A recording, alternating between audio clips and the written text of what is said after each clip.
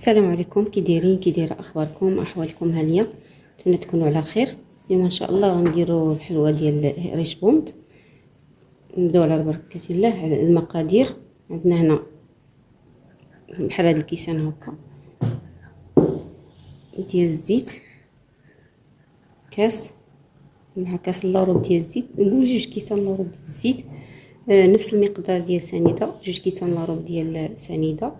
عندنا هنايا واحد 4 المعالق ديال الحليب مجفف. عندنا 2 بيضات كبار.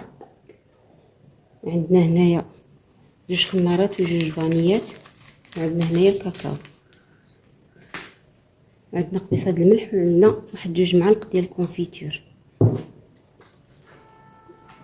والدقيق حسب الخليط. بالنسبه للتزيين غادي ندير فيرميسيل، غنفرق العجينه على 2 وغندير الكوك بحال هكا محمص. يعني نص العجينه غنديرو بالفيرميسيل، نديكوريه بالفيرميسيل، والنص الاخر غنديكوريه بالكوك العادي ولكن محمص شويه، وبالكونفيتير بطبيعه الحال. نبداو على بركه الله. درنا 2 بيضات وقبصه ديال الملح. غندير معاهم 2 كيسان لاروب ديال سنيده، وغندير معاهم الزيت،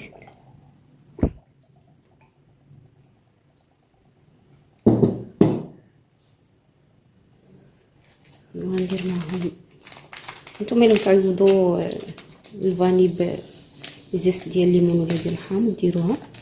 انا غنكتفي بهادو.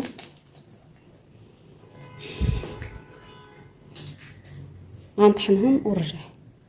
ها هو الخليط على هذا الشكل هكا.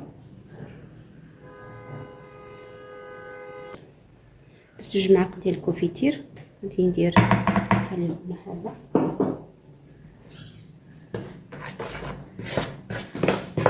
الخليط كيجي على هذا الشكل. من الاحسن ديروا الخليط في الموليميكس،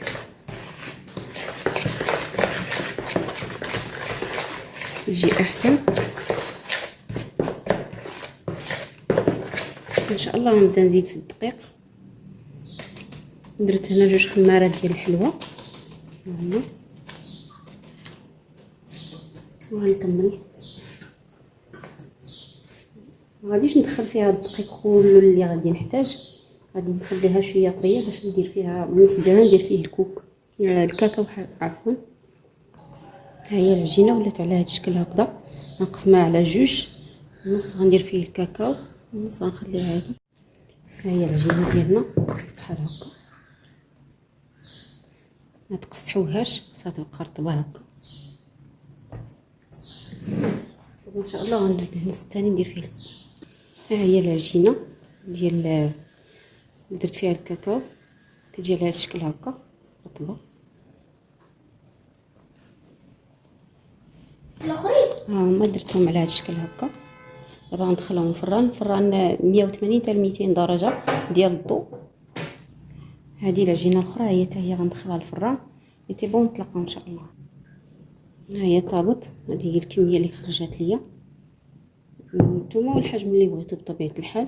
ها هو درتهم شويه كبار هكا، هادو كذلك. دابا ان شاء الله غنبدا التزيين. ها هي الحلوه ديالنا وجدات، نتمنى ان شاء الله تعجبكم. هذه اللي بالفيرميسيل، هذه اللي بالكوك كتجي على هذا الشكل هكا، تجي هكا. نتمنى ان شاء الله تجربوها تعجبكم، وبصحه وراحه، والى فيديو اخر ان شاء الله.